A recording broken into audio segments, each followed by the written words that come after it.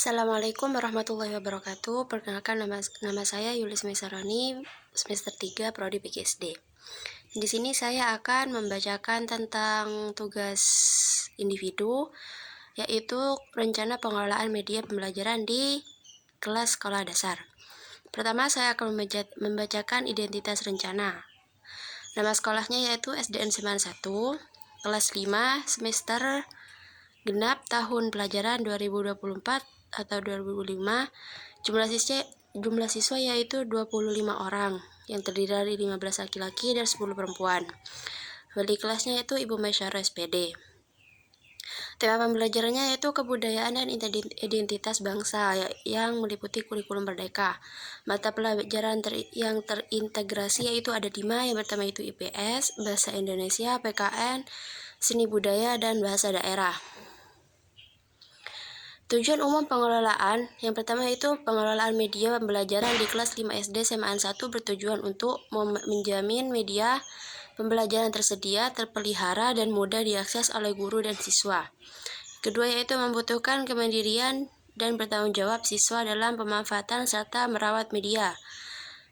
Selanjutnya itu meningkatkan efektivitas pembelajaran berbasis media melalui perencanaan dan klasifikasi yang sistematis. Dan yang terakhir yaitu mewujudkan ruang kelas sebagai lingkup belajar aktif, literatif, dan inspiratif.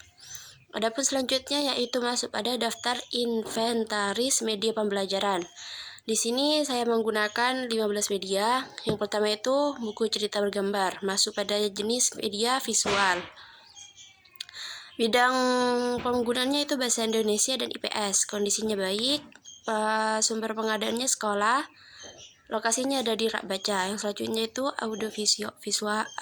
video animasi, dan yang ketiga itu peta budaya Indonesia, yang keempat alat musik tradisional, dan yang kelima itu pakaian adat miniatur, dan yang keenam itu permainan tradisional, yang ketujuh itu puzzle gambar budaya, yang kedelapan itu kartu bergambar informasi berbagai aspek budaya Indonesia. Yang ke-9 yaitu boneka tangan, dan yang ke-10 itu foto-foto kebudayaan.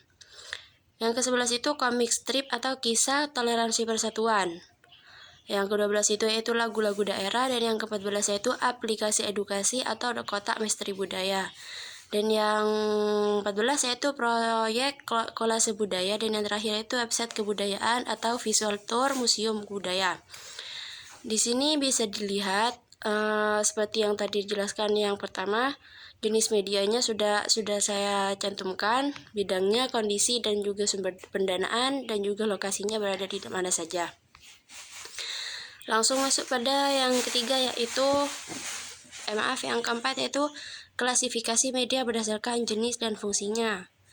Ada 6 media di sini. Yang pertama yaitu media visual. Contohnya seperti buku cerita bergambar, peta budaya, permainan adat miniatur, puzzle budaya, kartu gambar, foto kebudayaan, komik strip, kolase budaya. Fungsi pembelajarnya yaitu memudahkan belajar dan mengingat informasi dengan gambar dan tampilan yang menarik. Sedangkan keterangan tambahannya yaitu pembelajaran lebih seru dan mudah dimengerti, sangat bagus untuk anak SD. Yang selanjutnya yaitu media audio, di mana contohnya seperti alat musik tradisional, lagu-lagu daerah. Fungsi pembelajarannya yaitu memudahkan pemahaman informasi melalui pendengaran. Dan tambahannya yaitu digunakan saat anak merasa bosan. Jadi untuk menghilangkan rasa kebosanan anak itu bisa menggunakan media audio ini. Dan yang selanjutnya itu audio visual, di mana audio visual ini contohnya seperti video animasi kebudayaan. Penjelasannya itu manfaatnya itu meningkatkan pemahaman dan daya ingat melalui kombinasi suara dan gambar yang menarik. Jadi ini juga sangat membantu untuk pembelajaran di SD. Tambahnya itu cocok untuk pembelajaran kesenian seperti tari dan lain-lain. Dan yang kelima yaitu adalah website kebudayaan. Penjelasannya yaitu menyediakan akses informasi yang luas dan interaktif, meningkatkan keterlibatan serta memfasilitasi pembelajaran mandiri dan kolaboratif. Dan media yang terakhir yaitu media bukan yang terakhir juga, ada juga media yang dapat digunakan seperti media konkret atau model. Contohnya itu seperti alat musik tradisional, pakaian adat, miniatur, permainan tradisional, puzzle kebudayaan, boneka tangan, kotak misteri, dan juga kolase budaya. Penjelasannya itu dapat memudahkan pemahaman konsep abstrak melalui pengalaman langsung dengan objek fisik. Dan yang terakhir itu bahan bacaan. Contohnya seperti buku cerita, komik edukatif, ensiklopedia mini. Penjelasannya itu yang dapat menyampaikan informasi secara terstruktur dan mendalam melalui teks yang dapat diakses dan dipelajari kapan saja. Rencana penyimpanan dan keperawatan yaitu pertama, prinsip umum penyimpanan itu media disimpan di lemari pembelajaran di pojok kiri belakang kelas. Terus pengelompokan raknya itu seperti rak A itu terdiri dari media visual dan konkret. Rak B itu media digital dan audio visual, dan untuk rak C buku bacaan dan komik edukatif. Setiap media itu diberi label warna agar mudah dikenali. Seperti media visual itu diberikan warna merah, konkret itu kuning, digital itu biru, buku bacaan itu hijau. Contoh labelnya itu seperti pada gambar yang saya tampilkan di belakang. Seperti yang pertama itu VBI-SB 0101 sama dengan buku cerita bergambar. V itu melambangkan medianya, yaitu seperti visual. BISB itu mata pelajaran yang terintegrasi. BI itu bahasa Indonesia, SB itu seni budaya.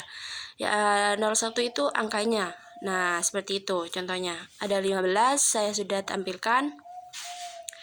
Dan selanjutnya itu prosedur keperawatan. Kegiatannya itu membersihkan media, mengecek membersihkan media, dan pelaksananya itu tugas petugas piket kelas. Waktunya itu setiap Jumat. Cara pelaksananya itu mengelap media dengan kain kering. Selanjutnya itu kegiatannya juga mengecek kelayakan alat elektronik. Pelaksananya itu guru dan teknisi sekolah. Terus waktunya itu setiap 2 minggu. Cara pelaksananya itu menyalakan dan uji coba fungsi alat. Kegiatan yang ketiga itu menata ulang media. Pelaksananya itu siswa. Waktunya itu setiap akhir pekan. Cara pelaksananya itu menyusun ulang dan memastikan label masih terpasang. Jadi kalau sudah tidak terpasang itu dapat dilaporkan pada guru atau penanggung jawab pojok baca itu. Yang keempat yaitu backup media digital.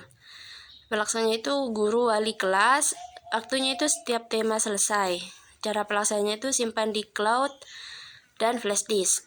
Dan yang terakhir itu kegiatannya perbaikan ringan. Pelaksananya itu siswa dan guru. Waktunya itu bila ada kerusakan. Cara pelaksananya juga gunakan bahan sederhana seperti lem, isolasi, dan tali. Baik, yang ketiga yaitu adalah sistem peminjaman media. Baik, yang ketiga itu sistem peminjaman media. Yang pertama yaitu guru dan siswa boleh meminjam media dengan mengisi formulir peminjaman. Jadi di sana itu tersedia formulir peminjaman yang di dalamnya itu berisi nama, tanggal pinjam, tanggal kembali, dan juga kondisi. Setiap guru maupun siswa itu jika mau meminjam harus mengisi formulir itu. Dan yang selanjutnya itu meminjam maksimal 3 hari untuk siswa dan 1 minggu untuk guru. Yang C itu media yang rusak atau hilang dilaporkan melalui laporan kerusakan media. Yang terakhir yaitu buku peminjam disimpan di lemari media dan diperiksa tiap Jumat. Selanjutnya itu masuk pada desain layout pojok baca kelas. Konsepnya yaitu saya sendiri menggunakan sudut pengetahuan dunia.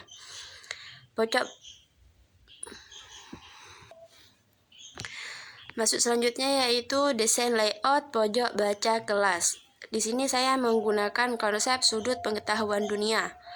Pojok baca dirancang untuk menciptakan suasana belajar yang nyaman, inspiratif, dan menumbuhkan budaya literasi.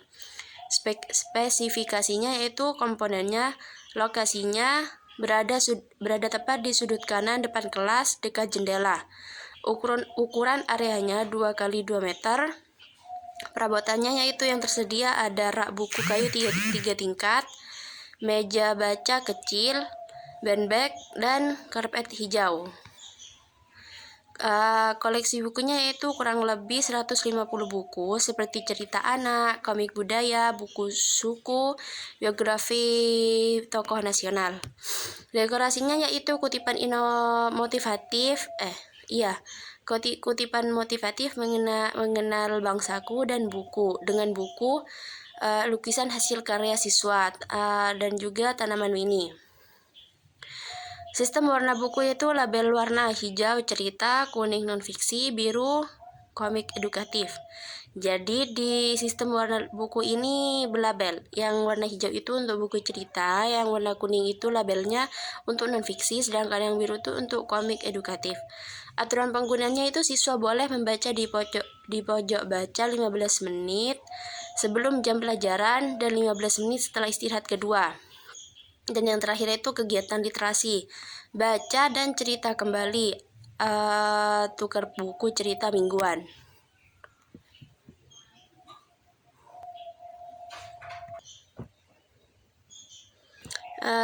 Lanjut pada desain tata letak kelas, yaitu seperti dana sederhana. Bisa dilihat sendiri seperti yang saya sampaikan, Selanjutnya masuk pada desain tata letak kelas atau dana sederhana dalam kelas. Tempatnya itu seperti yang saya tampilkan, seperti itu kira-kira, bisa dipahami sendiri.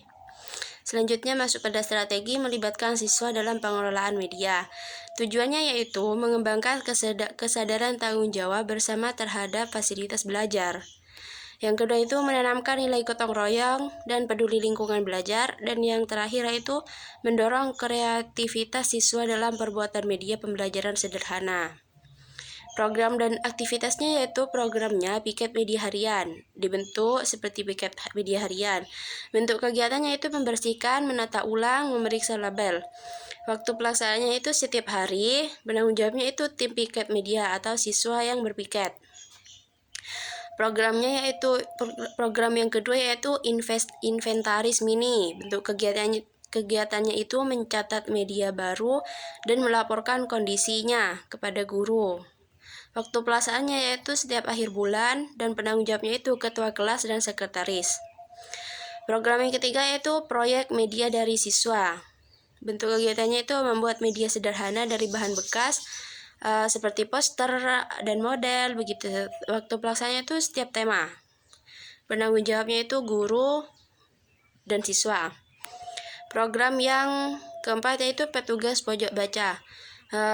Bentuk kegiatannya itu menata buku, memberi rekomendasi bacaan. Waktu pelaksanaannya itu bergiliran tiap minggu. Penanggung jawabnya itu 2 siswa per minggu. Dan yang kelima yaitu jurnal media kelas. Bentuk kegiatannya itu menulis media apa yang digunakan tiap pelajaran. Terus yang terakhir yaitu hari literasi kelas. Terus selanjutnya itu yaitu hari literasi kelas. Contohnya itu seperti membaca bersama, mendongeng, atau lomba resensi buku. Kegiatannya itu setiap bulan. Penanggung jawabnya itu guru dan siswa. Baik, selanjutnya masuk pada poin H yaitu monitoring dan evaluasi. Evaluasi dilakukan secara kolaboratif oleh guru dan siswa pada akhir setiap semester. Aspek evaluasinya itu mencakup kondisi media, pemahaman media, pemanfaatan media, perawatan dan kebersihan pojok baca, keterlibatan siswa. Indikatornya itu seperti kondisi medianya itu masih 90% masih baik, hasilnya itu baik, tidak lanjut, tambah media digital baru. Baik, selanjutnya masuk pada pembahasan dokumentasi pendukung. Di sini saya menampilkan beberapa dokumentasi pada media-media yang sudah saya jelaskan di awal. Yang pertama itu foto media pembelajaran. Di sini ada 15 foto media pembelajaran.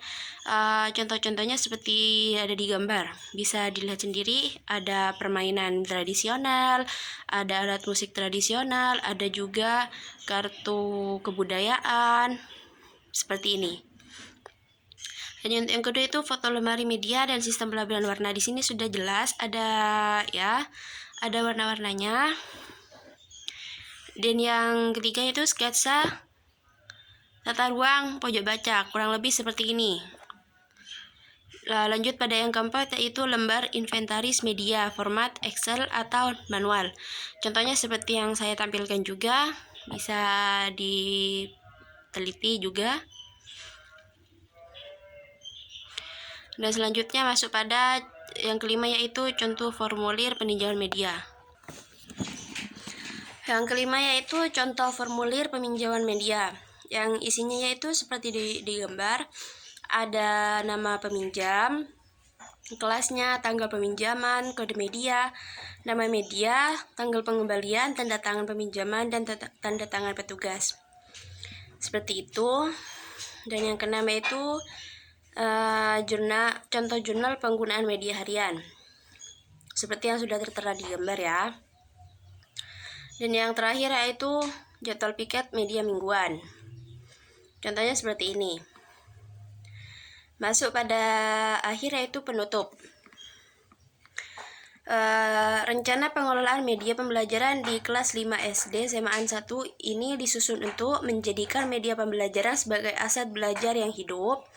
Kedua itu mengintegrasikan teknologi, literasi, dan kreativitas siswa dalam proses belajar. Dan yang ketiga yaitu membangun budaya kelas yang kolaboratif, inovatif, dan penuh rasa tanggung jawab. Dan yang terakhir yaitu dengan sistem yang baik, guru dan siswa tidak hanya menjadi pengguna media, tetapi juga pengelola dan pengemban sumber belajar di lingkungan sekolah dasar. Baik.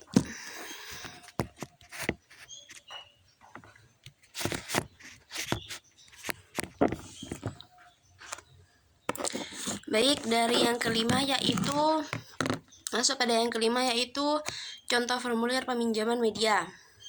Seperti pada gambar yang berisi tentang nama peminjam, kelas, tanggal peminjam, kode media, nama media, tanggal pengembalian, tanda tangan peminjam, dan juga tanda tangan petugas. Yang keenam yaitu contoh tentang jurnal penggunaan media harian, seperti di gambar contohnya. Dan yang terakhir yaitu jadwal piket mingguan. Tinggal diisi penanggung jawab piketnya. Dan masuk pada yang terakhir yaitu penutup. Rencana pengelolaan media pembelajaran di kelas 5 SD SMA 1 ini disusun untuk menjadikan media pembelajaran sebagai aset belajar yang hidup. Yang kedua yaitu mengintegrasikan teknologi, literasi, dan kreativitas siswa dalam proses belajar. Yang ketiga yaitu membangun budaya kelas yang kolaboratif, inovatif, dan penuh rasa tanggung jawab. Dan yang keempat yaitu dengan sistem yang baik, guru dan siswa tidak hanya menjadi pengguna media, tetapi juga pengelola dan pengemban. Dan yang keempat yaitu dengan sistem yang baik, guru dan siswa tidak hanya menjadi pengguna media, tapi juga pengelola dan pengemban sumber belajar di lingkungan sekolah dasar. Mungkin itu saja dapat saya sampaikan. Saya ucapkan kurang lebihnya mohon maaf. Wassalamualaikum warahmatullahi wabarakatuh.